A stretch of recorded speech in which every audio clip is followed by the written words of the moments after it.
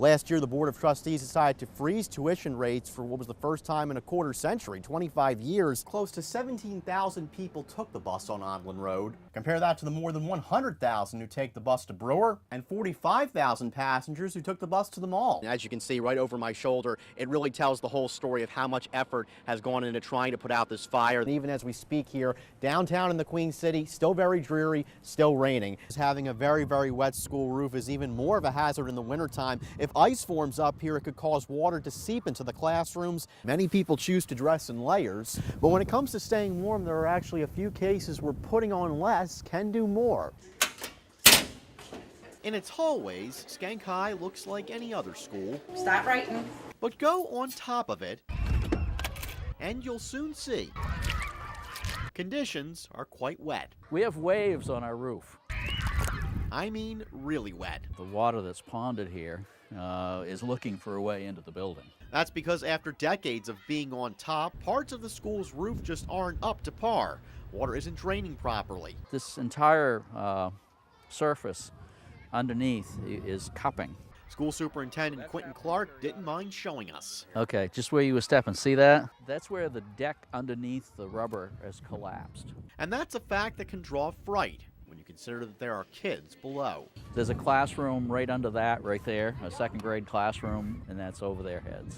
Superintendent Clark says having a very, very wet school roof is even more of a hazard in the wintertime. If ice forms up here, it could cause water to seep into the classrooms. And the hard part is you can't break that ice up without damaging the roof further. And they somehow find a way to make it work. Needless to say, staff here says if a $1.8 million donation to East Millinocket can fix this mess. Many of the popular people in East Millinocket see this as the future of the town. They hope voters here will say yes. If we lose the school, there won't be much here. We don't know what the populations are going to be, what the uses are going to be, but it gives us great flexibility in terms of being able to keep a school here in East Millinocket. A drive down Route 192 in Washington County clearly shows the problem. Ice weighing down tree after tree. We were coming down here yesterday, Machias, but we didn't come on account of the weather. Kind of crazy, but I've seen it before. Yet county officials say they haven't seen anything like this since the ice storm of '98. As of Tuesday afternoon, about 10,000 households here are without power. More than 6,000 of them are Bangor Hydro customers. And all those trees coming down. I gotta take this one. Has made it a busy day for Emergency Director Mike Heinerman. Power outages are far and away the biggest problem. He says that's the case not only because it means a loss of electricity, but in many homes a loss of heat, just as outside temperatures are about to take a nosedive. The biggest thing is life safety. When it's 32 degrees out, you can stay relatively warm and relatively safe for a fair amount of time. But tonight, the temperature is going down into the single digits. And officials say the situation could get worse before it gets better. Tonight's weather not only calling for colder temperatures, but also gustier winds. That could bring even more tree branches down on more power lines, leaving more residents spending their Christmas Eve in the dark. That is a very real concern for us. Certainly everything is deployed in terms of field crews. We have folks who are coming in from vacation.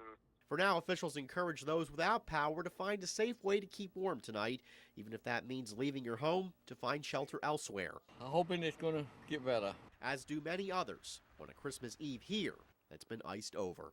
In Machias, Mike DeSumma, News Center. Tonight we introduce you to the longtime head of the Cross Insurance Agency, and as you'll see, after decades of being on the job, he's still going strong. Good morning, Cross Insurance. These days, it's plain to see. I'm well, thank you. The working world is a daily grind. You may need to speak with someone in our Augusta office. Yet staff at the Cross Insurance Agency says their boss handles it well. He's in here at 7 o'clock every morning, and he's here at the end of the day. And so, for your viewing pleasure, He's just really amazing. meet the boss. I'm starting my 60th year this month. Now it's much easier than it was at one time. True, in the decades Woodrow Cross has led this company, Well, he really keeps me going, keeps me on my toes. much has changed. I learned to type on a typewriter. There was no computer. That's expected. After all, it was the 1950s when Woodrow first founded Cross Insurance. His first office was in his kitchen. That was in my home in West Broadway, and I always had a pretty positive outlook. And some might say that's paid off. Good morning, Cross Insurance. Today, Cross Insurance works for tens of thousands of companies around New England. Oh, there's no question. Still, its now 96-year-old chairman comes to work each morning. He's always liked it. He's always enjoyed being here. He's always enjoyed being active. So says his son and company president, Royce Cross. Can't we do something exciting? When he says that, what he's talking about is, isn't there a challenge we can take on, something new, something we can add? He's always enjoyed that. Yet after a long life lived, this company head says his best role Oh, I got some grandchildren there. has been being the head of a family, one that includes a dozen grandchildren and 8 great-grandchildren. Oh, I enjoyed my grandchildren. They're something to work for. And Woodrow says when it comes to his job, I have no plans to stop. No, I enjoy it. Another 10 years would be nice. well, if you don't think Woodrow Cross is tough, you might want to consider this. His family says a few years ago he underwent hip surgery and is now fully recovered. During that time, Patriots quarterback Tom Brady sent him a signed football as a get-well present. At the end of this year, Cross is set to celebrate his 97th birthday.